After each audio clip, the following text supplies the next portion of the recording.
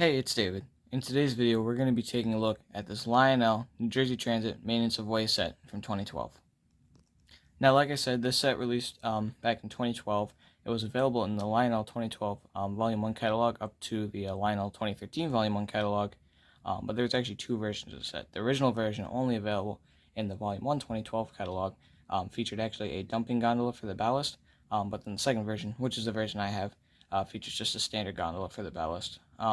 Now, I got this set back for Christmas of 2013, and at the time, this was actually my first new Lionel set. Now, I actually made a video recently talking about my first actual Lionel set, which is an NPC era Southern Express set, but this was my first new set with all the new features and everything.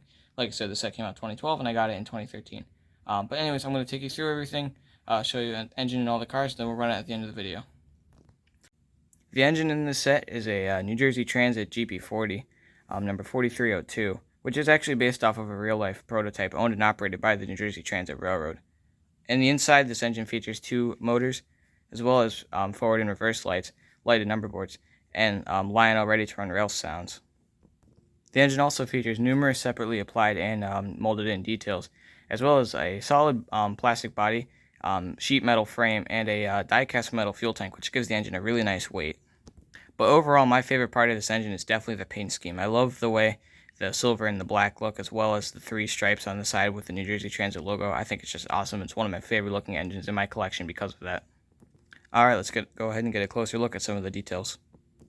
Starting at the nose of the locomotive, you can see this really nice New Jersey Transit logo printed on the front, as well as on the front of the locomotive an operating plastic coupler, which has a pilot with some nice molded in details.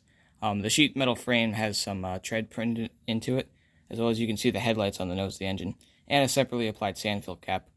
Up on the top of the cab, you can see another set of headlights, as well as the lighted number boards, and the separately applied horn.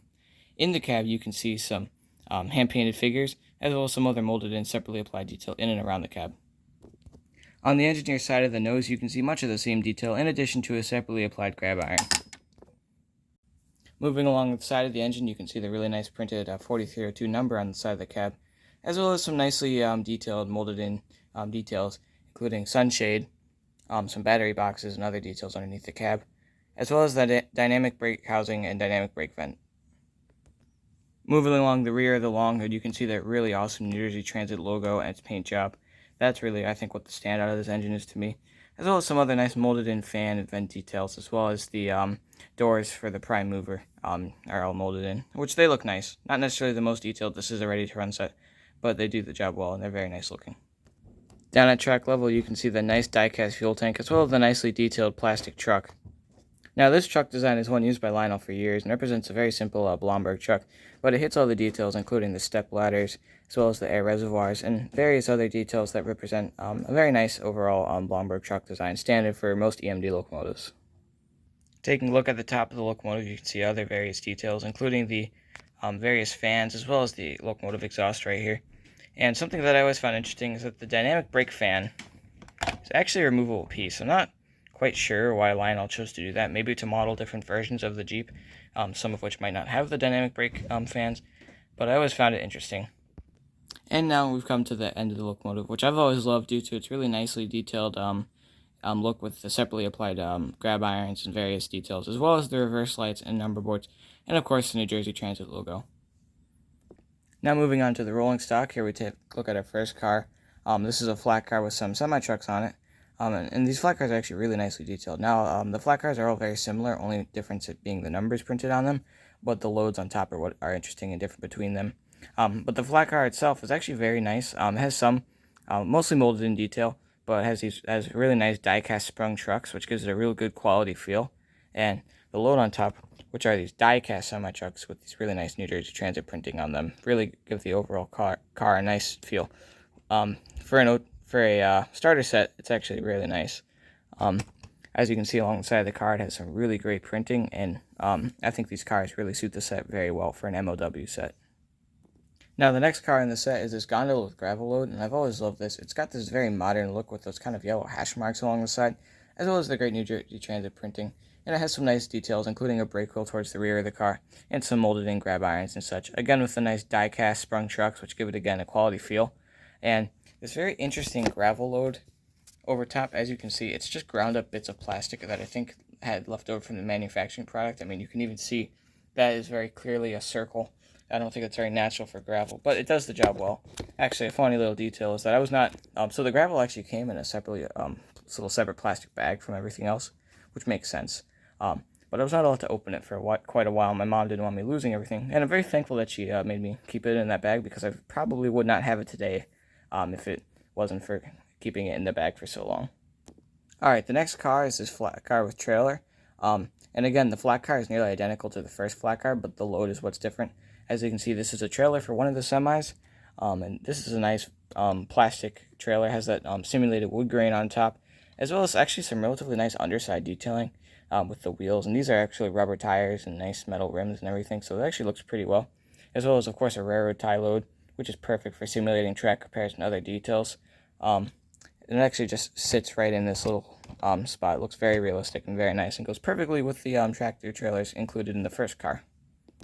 And again, just like the last car, another flat car with trailer on top. Again, the flat car being nearly identical to the last few, but with a unique trailer on top. Now, this trailer is very similar to the other one. I'm not even sure if the serial number on the front is different or not. But one thing I've always loved about this, as you can see, it includes these rails. And these, to me, appear to be just old Lionel tubular rails, if you focus in on them. I mean, I don't know if it'll quite focus, but if you can't tell, it's got the standard loop profile of one of the old Lionel tubular track rails. So it's kind of interesting to me to see those being repurposed for this carload. But that's something I always loved, because I had a bunch of old Lionel tubular track from my grandpa, and it was kind of fun to just connect the singular rails right to the track using the old pins. But I found that very interesting. And of course, we come to the last car in the set, the caboose. This is actually one of my favorite cabooses in my collection. It's this very nice bay window caboose. It's lighted, of course, but it also features some nice detail with these metal handrails, as well as some other plastic separately applied details towards the bottom. Some nice metal trucks, as well as various applied details on the top, including the smokestack and what I believe is supposed to be antenna, as well as a nice paint job with the safety stripes on each end of the caboose, and the simulated marker lights towards the end. I love the Lionel bay window cabooses. I've got two of them. One, obviously, in the New Jersey Transit paint scheme, as well as a New York Central bay window caboose. This one is actually my favorite because it's got more of a reddish-brown hue. The New York Central one is all just one kind of plain brown. But overall, I think it's a very nice car and a great addition to the set. Alright, now I've got the whole set back together. Let's give it a run.